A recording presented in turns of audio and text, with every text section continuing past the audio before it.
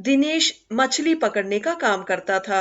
हर दिन सागर में जाकर मछली पकड़ के आना, उसे गांव में बेचकर अपनी रोजी रोटी कमाता था। वो एक दिन सागर में मछली पकड़ रहा था, तब अचानक से उनके आगे एक भूत आया। उस भूत को देखकर दिनेश की तो हवा ही निकल गई, लेकिन उसने बाहर ऐसा कुछ नहीं दिखाया। कौन हो तुम? उसने भूत से पूछा। तो भूत ने, मैं इस सागर की भूत हूँ, उसने बताया। क्या? सागर की भूत? उसने तो ऐसे पूछा जैसे उसे कुछ पता ही नहीं। क्या मेरे बारे में क्या पहले कभी सुना ही नहीं तुमने? भूत ने गुस्से में पूछा। तो दिनेश ने, नहीं, मैंने तो तुम्हारे बारे में पहले सुना ही नहीं, उसका उत्तर दिया। ऐसा है क्या? तो आज बताती हूँ। मैं हूँ सागर की भूत। ये सागर तो हम जैसे भूतों से भरा पड़ा हुआ है। ये तो मेरी जगह है और मेरी जगह पर मछली पकड़ना पाप है। तूने यहाँ से मछली पकड़ा है, इसलिए मैं तुम्हें खा जाऊंगी, वो भूत ने उसे बताया। ये सुनकर तो दिनेश बहुत डर गया। ये क्या बोल रही हो? डरते हुए दिनेश ने पूछा। तो उस भूत ने, हाँ, मैं तुम्हें खा जाऊंगी, कहते हुए वो उसे खाने के लिए आगे बढ़ी। नहीं, मुझे तुम कुछ मत करना।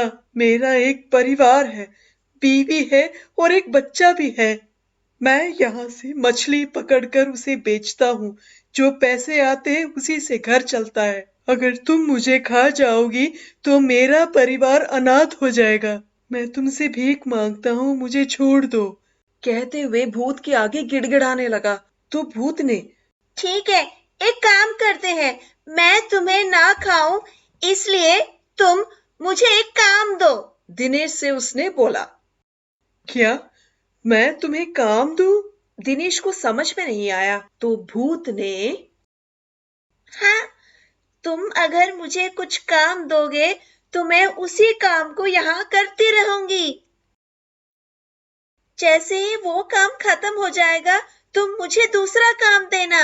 अगर ऐसा तुम एक ही काम मुझे देते रहोगे, मैं काम करती रहूंगी और तुम्हें खाने की बात मेरे दिमाग में नहीं आएगा। लेकिन अगर तुम मुझे काम जल्दी जल्दी नहीं दोगे तो मैं तुम्हें खा जाऊंगी।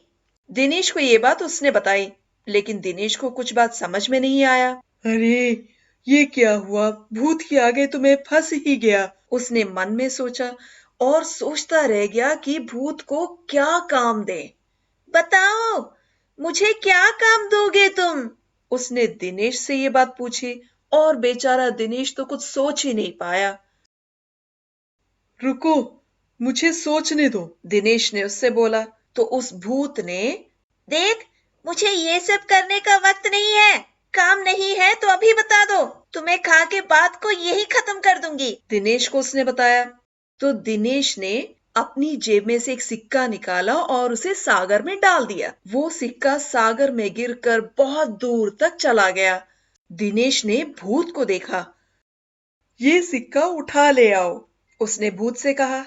उतने में ही वो भूत वहां से गायब हो गई। चलो, अच्छा हुआ, जान बच गई। जितनी जल्दी हो सके यहाँ से चले जाते हैं। जल्द ही किनारे चलते हैं, दिनेश ने मन ही मन ठान लिया। लेकिन उससे पहले वो भूत वहां दोबारा पहुंच गई। अरे, ये तो फिर से आ गई। दिनेश बेचारा मन में सोच ही रहा था। वो भूत अपने हाथ में रखे सिक्के को, ये लो, तुमने सागर में जो सिक्का फेंका था उसे उठा ले आई, कहते हुए उसने दिनेश की ओर वो सिक्का उछाला। अभी तुम अगला काम बताओ, उस भूत ने उससे पूछा।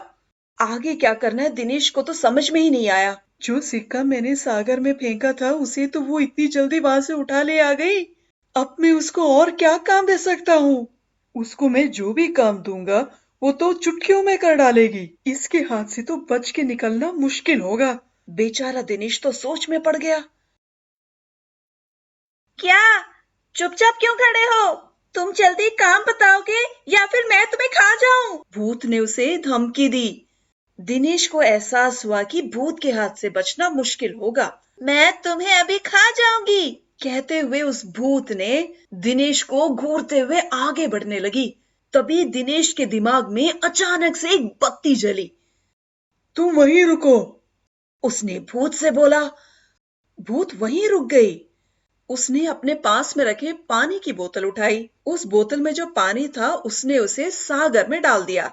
फिर उसने भूत से, अभी जो पानी मैंने बहाया वो पीने का पानी है। इस पीने के पानी को सागर के पानी से अलग करके ले आओ, दिनेश उस भूत से कहा। भूत वहां से गायब हो गई सागर में मिले हुए उस पीने के पानी को ले आने के लिए। लेकिन बहुत देर तक भूत दिखाई नहीं दी, क्योंकि सागर के पानी में अगर पीने का पानी मिला दे और किसी से बोले कि उसे अलग करे तो बहुत मुश्किल काम होता है। भूत के जाते ही दिनेश ने दोबारा मछली पकड़ना शुरू कर दिया और मछली पकड़ के वापस चला गया। अगले दिन दिनेश मछली पकड़ने दोबारा आया, लेकिन भूत नहीं आई और शायद आएगी भी नहीं, क्योंकि दिनेश ने उसे काम ही ऐसा दिया था। अपने दिमाग का इस्तेमाल करके उस भूत के हाथ से हमेशा हमेशा के लिए बच निकला है दिनेश।